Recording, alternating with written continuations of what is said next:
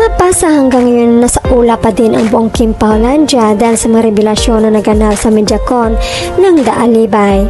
Sa sagot ni Kim tungkol sa alibay, ayon sa kanya, alibay actually mababaw lang naman ang mga namin ni Pao. Kasi mahilig kasi ako sa chichirya. Tapos kasi yung mga damit ko kasi dito midrib, kita chan. Tapos minsan binibreakfast ko yung chichirya. Babaw naman. No, pero siya kasi sabi niya, ang laki ng chan mo. Baka chichirya mo yan eh. So minsan parang nagka-crave ako ng chichirya. So nag-alibay ako. Hindi ako kumain. Hindi ako chichirya. Pero may nakatabi dun sa gilid.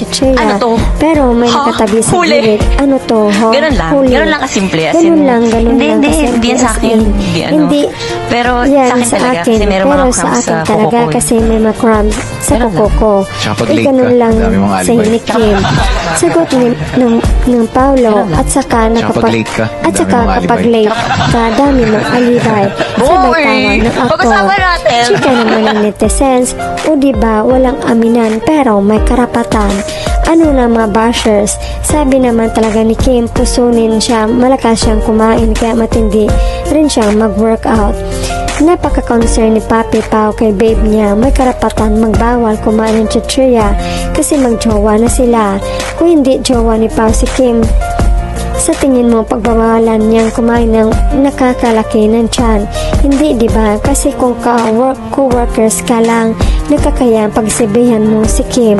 Pero jowa niya kaya may karapatan. Ayaw pala niya ng may belbel. Very much concerned si Kim at Paulo sa kanilang health. Kaya palaging nag-jogging at nag-exercise. Kilig ang part na yun. Alaga talaga ni Pao ang prinsesa Chinita. Sabi ni Pao, never siya nag-alibay kay Kim kahit kamakailan niya sinasabi niya kay Kim. Totoo yan. Iwan sa mga negative, halata talaga basher sila Kim Pao. Noon pa naman, halata talaga protective niya kay Kim. Pampanaki pala ang chichirya ng chan. Puso niya medyo malaki, pero for me, perfect na. Lalo na siguro pag lumiit na puso niya, konti ay wow talaga. Napaka-caring and loving ni Pao to Kim. Hindi ba pwede concern lang siya kay Kim kasi ginagawang almusal ni Kim iyong chichirya? Kim Pao, iyan ang minahal sa inyo. Kayo na Paolo Avellino. Tatay ka nga ni Ernesto Kim Chiu. Apakapalad mo kay Papi Pauge. Sana Kim, huwag ka din mag-alibay kay Pao. Yung totoo din ang sasabihin mo sa kanya. Kasi si honest siya sa'yo, so mag-honest ka sa kanya. Sabi ni Pao, pag nilate ka, ang dami mong alibay. Hindi yun pwede, be honest. Bawat isa sa inyo, honest talaga si Pao kay Kemi sa naramdaman niya. Kasi kita naman sa makinis niya, mahal niya talaga si Kemi. God bless Kim Pao, magmahala lang kayo. Dito lang kami nakasuporta sa inyong dalawa. Yes, the climax of all climax ng MediaCon. What a way to end. Iba din talaga mabanat ang ating Papi Pauge. Hindi maikakaila ang katotohanan sa kanila ni Kemi.